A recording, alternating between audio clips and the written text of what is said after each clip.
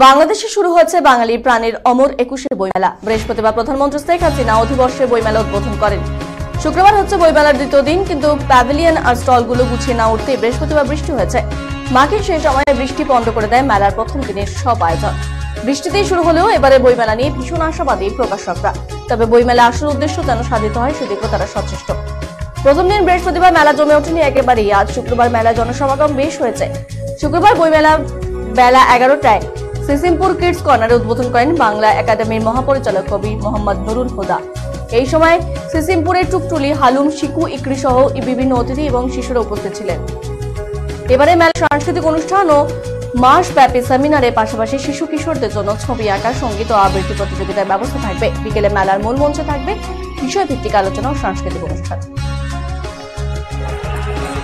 বিশেষ করে পশ্চিম বাংলা থেকে অনেক লেখক, সাহিত্যিকরা এই বইমেলায় আসেন। আমাদের সাথে একটা মিলন মেলা রূপান্তরিত হয়। ওই বইমেলাকে কেন্দ্র করে আমরা দুই বাংলার একটা নিজেদের ভিতর একটা সেতুবন্ধন রচিত হয়। বিশেষ করে পশ্চিম বাংলা থেকে অনেক প্রথম দিন থেকেই আমি যখন মেলা শুরু হয় প্রথম দিন থেকে আসি এবং আমি পুরো মেলাতেই আসার চেষ্টা করি। মেলা মানে আমার প্রাণের।